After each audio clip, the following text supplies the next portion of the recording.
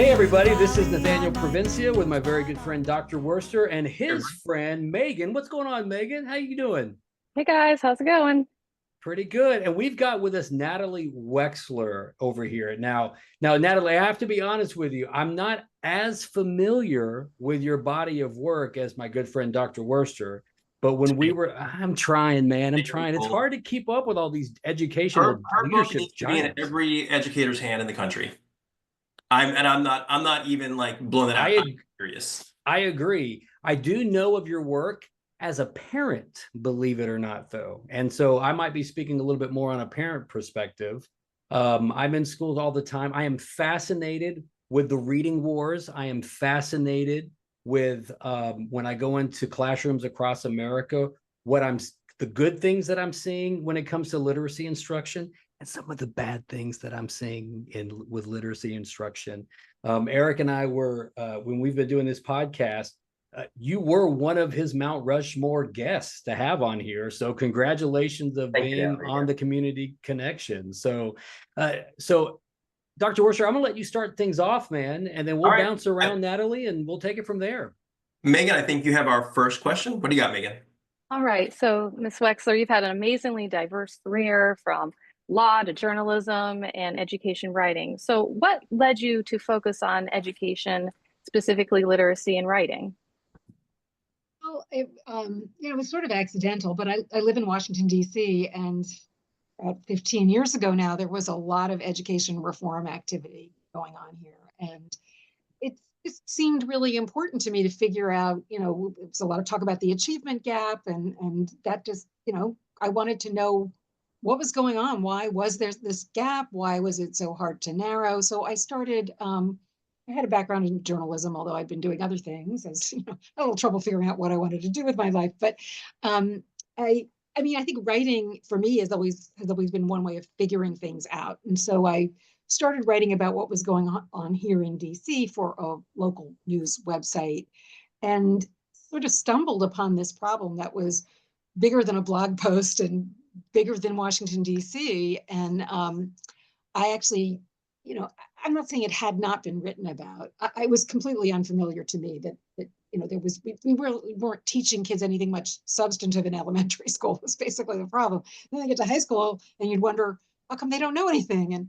And so it had been written about, by E.D. Hirsch among others, but nobody had written about it in a really journalistic way, telling stories. And so it seemed like if somebody did that, maybe it could get this issue into the public conversation about education. So that's what I tried to do. Great. Love it. So, Natalie, when I was a former principal, and a lot of trends came and went. We went through a lot of different professional learning options. And one thing I think that I'm really proud of is introducing the writing revolution, which you wrote with Ms. Hockman, to my teachers, and it caught fire. And Nathaniel knows because he was working with me. Writing had been an area that we struggled with, and as the principal, I was disappointed in our progress. And the work you both did really helped turn a page. So you made a difference in the life of my school. So again, I want to thank you. You don't often get a chance to thank people who made an impact on a whole school community. So Natalie, thank you so much for your Wait, work. I thought I was the impacting I was your boss. I thought That was I a was lie. the one kicking your That was a butt lie. saying you better get those writing not. scores up. So I thought it was me. I don't know what's going on over here. But I Judy Hockman is the one who really gets the credit for that. yep. That I just had to write the book, and I learned an enormous amount from her. And she's a Yeah. better educator, unlike me. I've never taught kids well. But you helped bring those ideas to life. Well, I hope so. Thank you. You sure I'll did. take credit for that. So there were a number of things in the knowledge gap that really resonated with me as a principal. I would hear frequently, Natalie, that things weren't developmentally appropriate. And you talk about that phrase. Thank you for that response. I appreciate that. We focused a lot in our county too on balanced literacy, on writers workshop, readers workshop. Lucy Hawkins writing a small moment was very big, and we weren't seeing the results that we wanted. So I appreciated us finding a different way for that. Um, I do want to do an activity with you from the Writing Revolution using because, but, so. Here is our sentence stem. There are reasons to be optimistic about education in 2025. And throughout the podcast, we're going to come back to that. But first one is going to be so. Again, there are reasons to be optimistic about education in 2025. So we shouldn't give up on education as a means of social mobility, which is really, I think, for me and a lot of other people, 15 years ago, that was a lot of what was lighting the fire under us, was like, we can use this as a way to create a more just and equitable society. And I think what's happened is, because we maybe weren't trying the right things, things that were not real. I mean, they were all well-intentioned, but they had unintended consequences. People have kind of given up on education as a way of creating a fairer society. And I think that it would be premature. And I've seen it happening across the country, that there is a huge amount of potential out there among kids from essentially less highly educated families, that if you use a different approach, you can unlock that potential and change those kids' lives. Yep, great, love it. We'll come back to the other two. Natalie, when I was a principal, again, trying to implement school-wide writing across all curriculum areas, including math, science, music, PE, a few of my teachers pushed back and said they weren't writing teachers. How would you have responded to this? Yes, and I've heard that before. I'm a math teacher. I don't want to take time out from teaching math, or I'm not a writing teacher. So writing, it is a vital skill in and of itself. And that is one reason to teach it across the curriculum, because you want to reinforce it's hard. And so reinforcing, like using a subordinating conjunction or whatever, or the more you can reinforce that, the better. But writing is also an incredibly potentially powerful lever for deepening learning and reinforcing knowledge in any subject. And that includes math or science or whatever, a PE. So it is not, if you're a math teacher, if you do a because, but, so in the math context, decimals and fractions are similar because, but, so that's not taking away from your math instruction. It is actually making it more powerful, because it really is getting kids to grapple with that content. They're going to understand it better, and they're going to retain it better. Great answer. Can I have you go back in time like 5 years and give that? Because I'm sure mine was not nearly that eloquent. So thank you. Megan?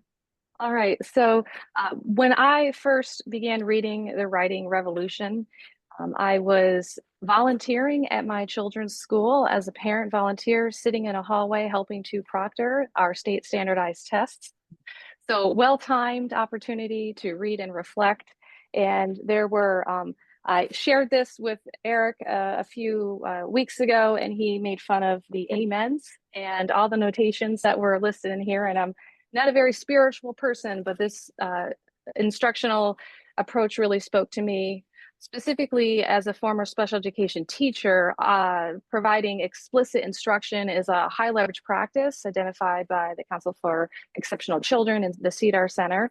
And I was looking for an approach that would honor that explicit instruction. And I am just so grateful that I had the opportunity to practice the approaches in that book. And it made me think a little bit more about thinking and learning. And so I know lots of folks sometimes ask you questions about the relationship between reading comprehension and writing. And I want to know your thoughts on the relationship between being able to write well and being able to think well.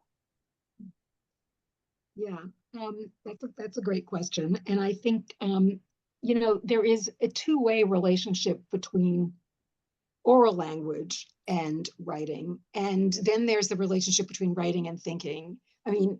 And I think we have to stop thinking of writing as separate from reading, and both of them as separate from learning in general, the content areas. But writing it's a different language almost from oral language. It uses different vocabulary, more complex sentence structure. And, when you put something down in writing, it has to, it's quite obvious if it like doesn't really make sense, or, I mean, you really have to be more precise and all of these things. And so to do that, you have to think in more complex and more precise ways. And it carries over to oral language as well. We've heard this from teachers or people at the Writing Revolution. We've heard it from teachers that when you teach kids how to write in more complex ways, they speak in more complex ways. And that also means that they are thinking in more complex ways. I mean, you can't express yourself in a complex way unless you're able to think in that way. Mm-hmm. So really teaching, the subtitle of the book, of the Writing Revolution book, is Advancing Thinking Through Writing. Mm-hmm. And I actually, when Judy Hackman first told me that they just started this organization and they were going to call it the Writing Revolution, I said, I wouldn't call it that because it's really about more than writing. And she said, you're right, but it's too late. So, I do think that the subtitle of the book is really, really important. And it's exactly what you're talking about, that these things are totally connected. And it is too, I mean, you cannot write about something that you don't know anything about. And it helps to do some thinking before you start writing.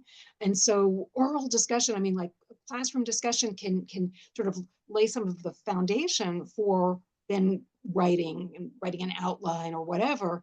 But then bringing kids back together to talk again on the basis of what they have written will lead to a richer discussion because they've now thought about it in a more complex way. Yep. And Natalie, that's actually what I put an amen to, was that what happens in the pre-writing and then in the revision is actually where the learning happens. So Natalie, I want to get into what I'm seeing a little bit too in the American classrooms. I have an opportunity to be in 30 plus states, working with teachers, working with school leaders, working with teams. And oftentimes the art and alchemy around planning and instruction around language arts is very interesting to me. And it's very fascinating that in a lot of the districts that I'm in, there is no more teaching of social studies, no more teaching of science. It's kind of like integrated into something called humanities. And it's very heartbreaking for me. And a lot of these students and a lot of these communities, they are, it's very economically disadvantaged. The children are coming in, lots of Title I schools, and then they're asked to figure out author's theme, and they're trying to figure out, nonfiction text features, and they're trying to figure out all these standards, which I get, but there is literally zero background knowledge and context. That's where these kiddos are making these connections. Are you seeing that in your work? Why is that happening? And what can we do to bring that back?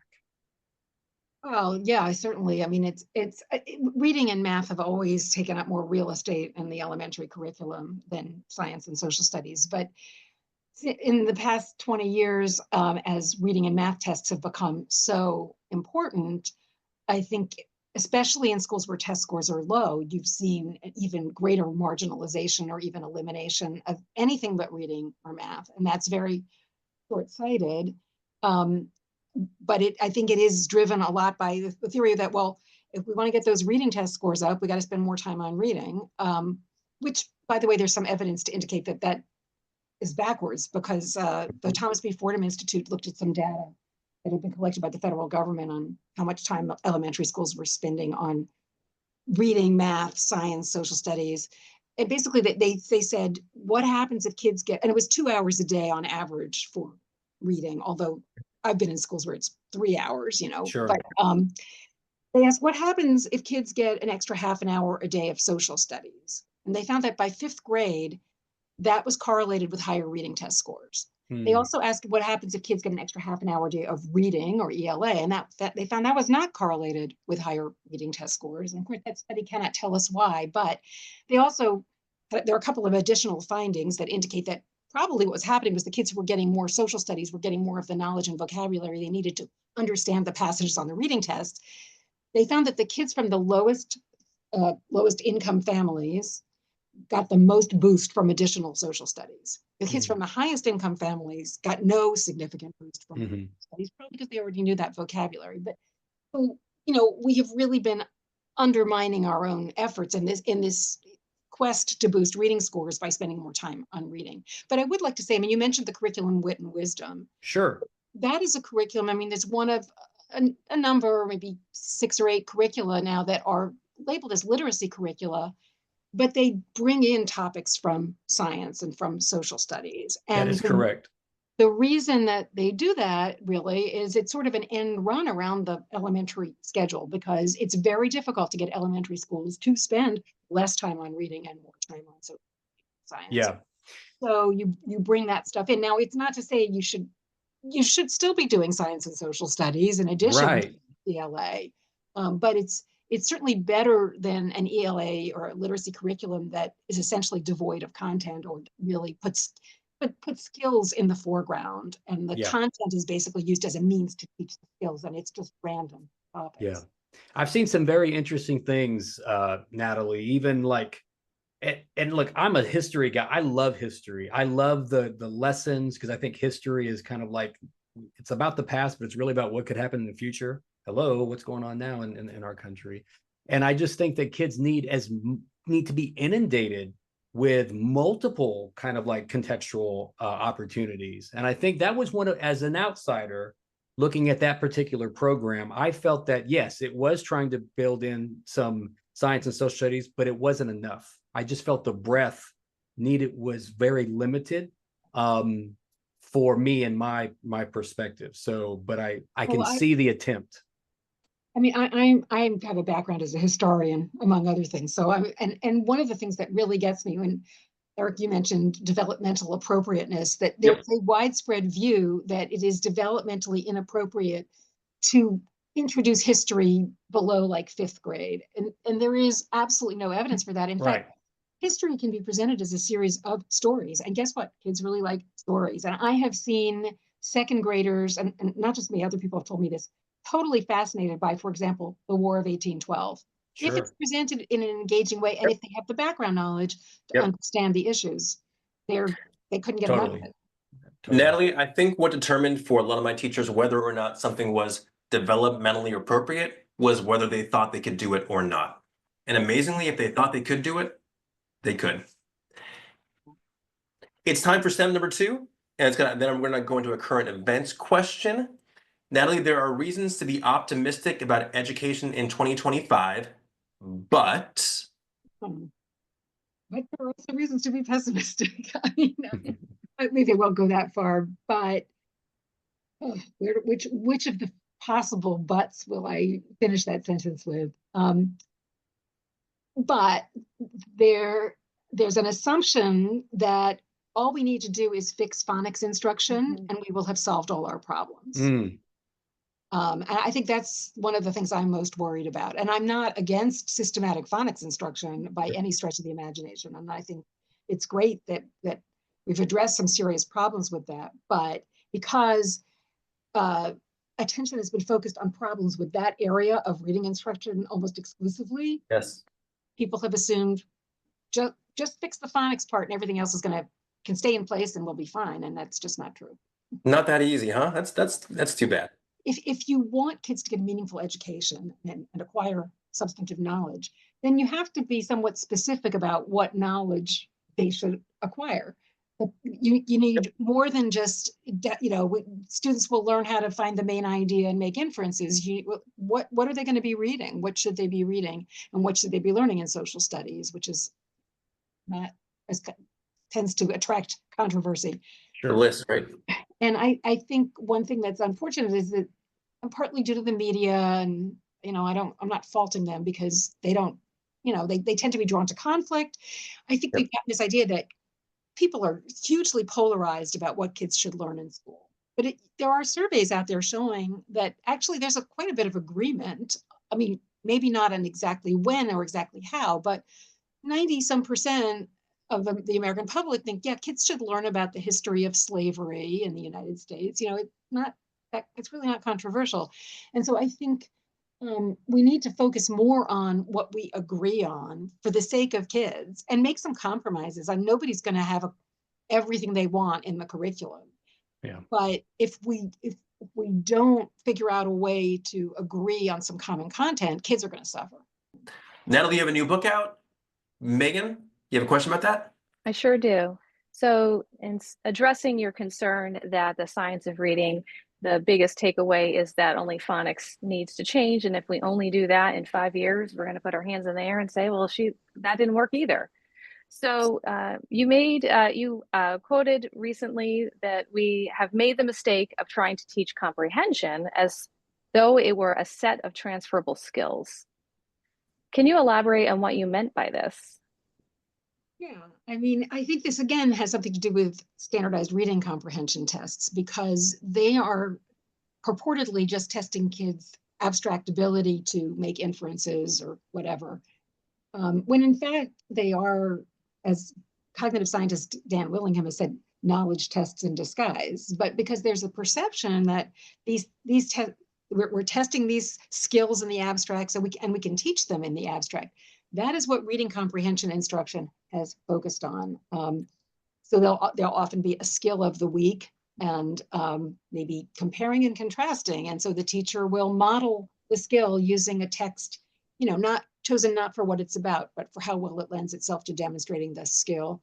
And then kids go off to practice the skill on, books on sort of random topics that have been determined to be at their individual reading level. And the theory there is that if you can master a skill, like finding the main idea, and then you will be able to find the main idea of any text that you try to read. But when I do presentations, I often show, I say, okay, I'm going to test that theory out. Here's a paragraph from a newspaper. I'm sure you're all expert readers. I want you to just find the main idea. And what I don't tell them is it's a paragraph from a British newspaper describing a cricket match. And, most Americans, they can decode those words, but it does not add up to anything comprehensible. When I do this for Australian audiences, I use baseball, but the point is the same. And I think it's most obvious when you have a topic with its own lingo, like cricket or baseball, but it is true generally. Anything we read, we are relying on our background knowledge, and especially academic kinds of knowledge, because that's the kind of knowledge that tends to be assumed, and vocabulary. I mean, those are connected. I'm going to have a much easier time finding the main idea of an article on education policy than an article on molecular biology, and that's true for all of us. So my daughter, I share a lot about my daughter and my son on this show, because I'm a dad, and I'm looking at their homework and looking at their grades and and they're in the journey. And my daughter is not doing so well in her language arts class. She's in something called extended language arts, which is in middle school. And she got an assessment, and the assessment, she made an F. There were 12 questions on author's theme, and she did not do very well. And so I'm like, all right, what's going on? Like, could she read the passage? Did she have background knowledge? Was she apathetic? She's a teenager, like, was it an instructional mix match? So I had all these questions, and then I looked at the assessment, and it was very interesting to me that a lot of the passages, she didn't resonate with the passages. She felt they were boring. She wasn't interested. This is a very creative child. And because there was a disconnect between the content and the assessment, she didn't give her best effort on that. But then as I started digging, I was like, I wonder, because then I had to put my instructional hat on, I wonder if there would have been a place for her teacher to actually have spent the time to give her more background knowledge on those passages, kind of like front loading before the questions on author's theme, almost do a little bit of both in order to really suss out, is this a lack of understanding of the standard, or is this a lack of understanding of the passages? Like, should these passages on these damn assessments, Natalie, be a surprise, or should there be actually explicit instruction front loading so that you can suss out if we know about author's theme or not? I'm very curious about that. Yeah, I think this is it's a pervasive problem, and I think it stems again from the idea that there is this thing called reading comprehension that can be evaluated in the abstract. Um, and something like author's theme, you know, maybe it sounds like it's fiction, and I mean, not that background knowledge Sure. doesn't enter into that, but nonfiction tends to rely more on it. But it would make more sense if we want to find out if can kids understand what they're reading, can they make inferences, whatever, to give them passages on topics that they have learned about through the curriculum.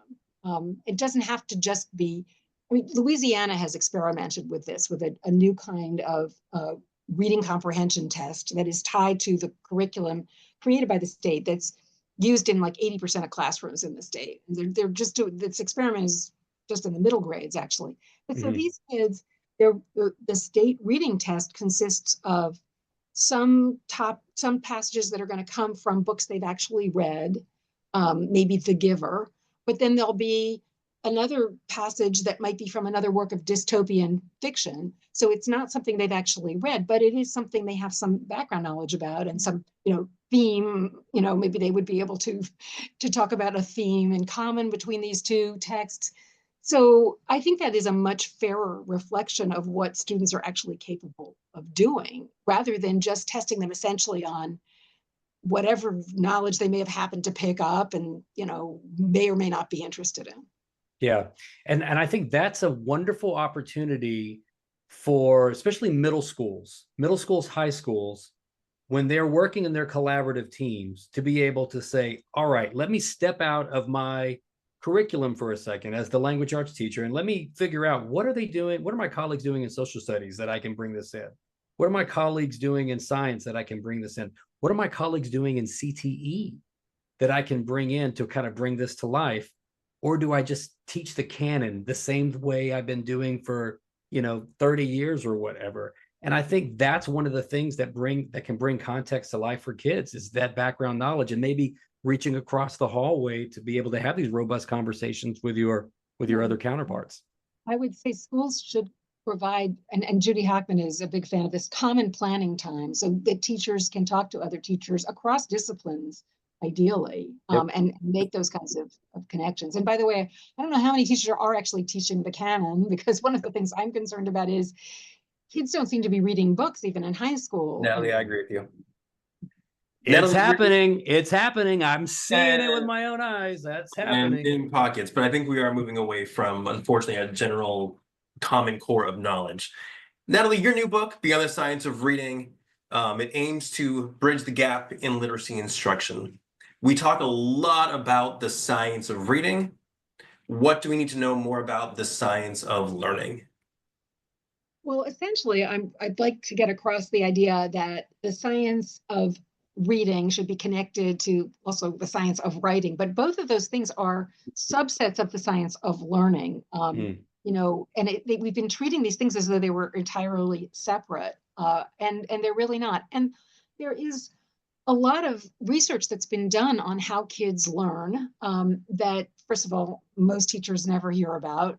Correct. Or principals, Natalie. Or principals, it's true. All right. So, and it's nobody's fault. It's a systemic problem.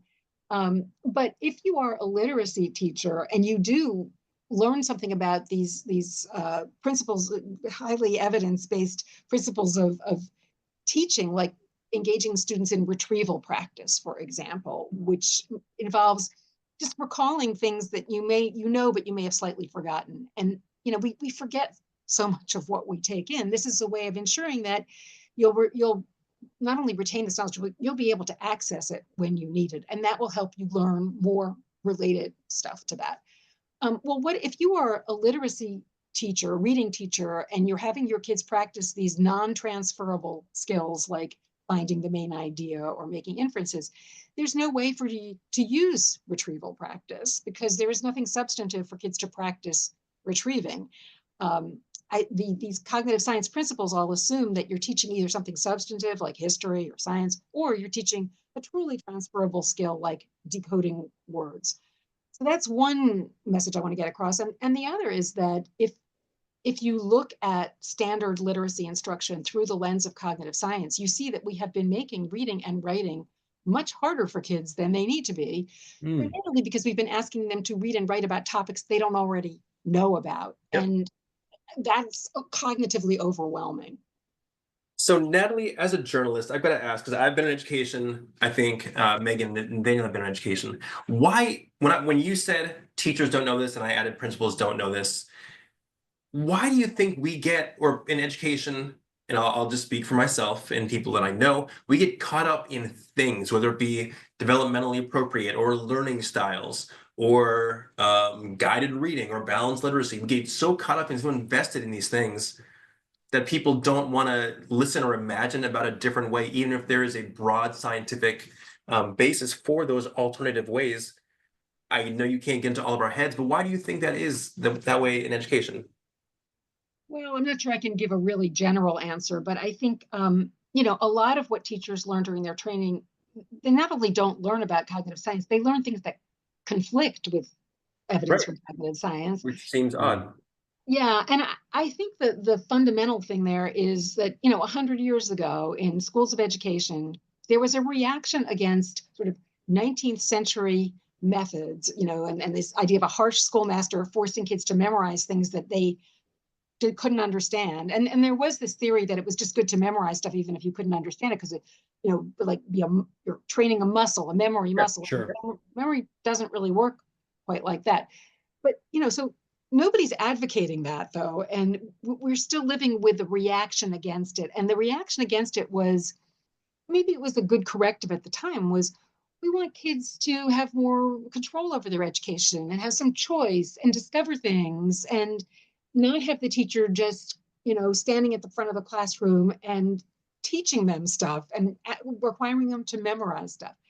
I mean, there is a happy medium here between, and so we went in the other direction. And I think that has something to do with this emphasis on reading comprehension skills rather than teaching anything substantive, because I think whether they articulate it this way or not to themselves, they can feel, well, I'm not just pouring, you know, a bunch of facts into these kids' brains, and, you know, I'm giving them the tools that they can use to discover knowledge for themselves.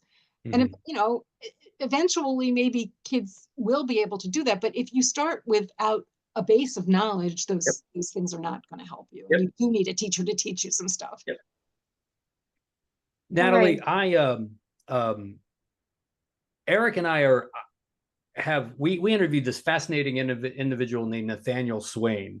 I don't know if you know a Nathaniel Swain or not. He's my brother from down under. I don't know if you know Nathaniel or not. Oh, I know him remotely. We've, you know, He's great. He's great. And he referenced E.D. Hirsch in our last podcast. And this is kind of like aligning with a lot with what you're talking about. And I'm very curious. I know I'm familiar with E.D. Hirsch, and I mean, not personally, but I'm familiar with his work. And I've always been fascinated by kind of like his, like, you know, alphabet soup of everything that you need to know. Yeah, the list, right? That cultural literacy list. And then I also know that even me as an educator was like, you know, like, is this elitist? Like, is this like, who generated that list? And if that list were generated today, would those same concepts be on that cultural literacy list? And then also with this little thing here called the iPhone, right? I can go on ChatGPT, and matter of fact, I did that on the airplane. I said, give me 100 cultural facts that every American needs to know, and make it very diverse and very inclusive. And it was very, very interesting, even what AI generated. So just a little bit more on your take on the background knowledge, like, you know, some of those core knowledgeable concepts that every American student should know. Is there a place for that? Is there a place for diverse voices to generate that list? Should students just come up with their own? What are your thoughts? Yeah, I mean, and I think, and I interviewed E.D. Hirsch for The Knowledge Gap, and I have enormous respect for him. I'm not sure he would agree with this, but I think it was a mistake for him to put that list in at the end of the book.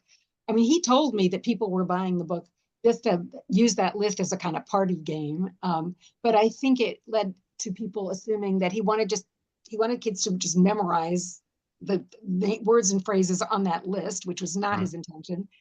And also it led to these accusations of elitism and Yeah. Eurocentrism. So my take is somewhat different. I don't think there's a list or that there should be a list. I think what's important is that kids have a critical mass of sort of general academic vocabulary and concepts. And there are different ways to enable them to acquire that knowledge. For example, a word like dynasty. You need more than a definition, you need context, but you could provide that context with European dynasties, with Asian dynasties, with Indigenous American dynasties, African dynasties. There's lots of ways to get that idea across. Soap opera. Yes, soap opera. Right, popular culture dynasties. At the same time, though, I will say, I think we need to bear in mind, and this is really where E.D. Hirsch was coming from. He wasn't saying this is the best knowledge. He was saying this is the knowledge that it's assumed by newspaper articles, I mean, they actually did research on this and asked, lawyers, like, what cultural allusions, when you do a jury summation, are you assuming that people are going to know? And if some kids of more highly educated families are going to acquire that knowledge, that understand those cultural allusions because they just take it in with their mother's milk. But if you don't give other kids access to those cultural allusions, they're going to be at a disadvantage in high school, college, and in the world if they don't know what some of these things mean. But I certainly wouldn't put out a list. I think we can sort of generally agree that there, and unfortunately, I don't know, I say unfortunately, but for better or worse, a lot of those cultural illusions have to do with Western culture. Sure. Because Yeah. we are still a Western culture. Yep. But those things, you asked, does that list change? And like, let's put list in quotation marks, but sure. When E.D. Hirsch told me this story, which I put in the book, that when I think the book had just come out or was about to come out, and he was at a press conference and some reporter said, is Cinco de Mayo on your list? And Hirsch couldn't remember whether he actually said this or not, but he thought, what's Cinco de Mayo? But nowadays, then Right. it would be on that list. It is something that is assumed. So things do change, but they actually change pretty slowly. That does seem a worthwhile venture to have a foundation that all people in our schools would know about. And Nathaniel, you went to your iPhone, I get it. But if you don't know about the War of 1812, you can't ask questions about it. You can't draw from a foundation of knowledge you Sure. don't have. So part of knowing things is asking the right questions because you know those things. You can't ask if you don't Sure. know that context. Megan? All right. Well, we talked a little bit about some of the change and having some culturally appropriate funds of knowledge. And we know that we will continue in our country to have more and more English language learners. As of 2021, according to the US Department of Education, about 10.6% of all public school students were English learners. And you also spoke earlier this evening about how written language is different than oral language. How can the science of learning support both knowledge building and language acquisition? Well, I mean, those two things are pretty closely connected. But you were talking about English language learners, and sometimes I'm asked, well, what do you recommend for English language learners? And basically the same thing I would recommend for native English speakers, because they're going to pick up, and really Judy Hockman got the idea for what became the writing revolution when she attended a workshop many years ago for teachers of kids who were native Spanish speakers. And she was not teaching native Spanish speakers at the time. She was teaching kids with language-based learning disabilities. But what she realized, they said at that workshop, these kids, they pick up spoken English, but then they write the way they speak. And really written English, we have to teach it like it is another second language. And she realized that that was true for the native English speaking kids that she was working with. Yeah, right. And it's not just about writing, it's also about reading, that written language, I've seen it referred to in different ways, but I think power language or the language of books, whatever, it is something we need to explicitly teach to most kids. And that should start young, ideally, because the longer you wait, the harder it's going to be to make up to narrow these gaps and to make up for gaps in previous years. But it starts with oral language. And I mean, this second grade class that I followed through a school year, they were listening to some pretty complex texts, and they were learning words like foresight and plummeted. And, you know, they can't necessarily read those words yet, but they can speak them and learn what they mean. And then eventually when their reading skills catch up to where their language skills, their oral language skills are, they can draw on those oral language skills to read and write at a higher level. Natalie, are you seeing a turn of the page regarding like a core knowledge? I know I read just this morning in American Enterprise an op-ed, so there is proof knowledge works and it's overwhelming. So I think that is getting some traction. Well, I think that was that written by Robert Pondisio by any chance? It sure was. It sure Yeah. was. So Robert and I have both written in response to an article that appeared in the Hechinger report. Yep. Saying the buzz, you know, about knowledge isn't justified by the evidence. So I think yes and no. I mean, I think there is this narrative out there that we really don't have enough evidence from, you know, experimental evidence that knowledge building boosts reading comprehension. At the same time, we have a lot of schools that are trying these knowledge building curricula, and they are seeing results. It's very hard to get experimental evidence of that knowledge building boosts reading comprehension as measured by standardized tests. It takes like 3 years or more for the results of a knowledge building curriculum to show up in standardized tests. But we have lots of evidence from cognitive science and generally and other kinds of experiments that knowledge is hugely important to reading comprehension. And I think for many teachers, it just makes sense on a gut level, because I think that's one reason that, you know, the book has resonated with a lot of teachers, because they were doing what they'd been told would work, and they kind of knew something was missing, but you know, these experts were telling them, no, you just do more of what you're doing. And so Right. it was real relief to see their sort of inchoate feelings articulated in a book. So I'm going to put in another plug here for something called the 4-question method, which is an approach to teaching any historical topic. It's a couple of former high school social studies teachers came up with this. They wrote a book called From Story to Judgment. But basically what it does, as the title of that book indicates, it separates story from judgment. So the first question in this method is, what happened? What are the agreed upon facts? And by the way, you know, really have to make sure that students understand those facts, because I think sometimes we assume they do when they've missed something important. So that's the first question. And then the second question is, what were they thinking? What were the historical actors thinking they were doing? How did they perceive the situation? The third question is why then and there, which is very, you know, can be a little complicated. But then the fourth question is, what do we think about that?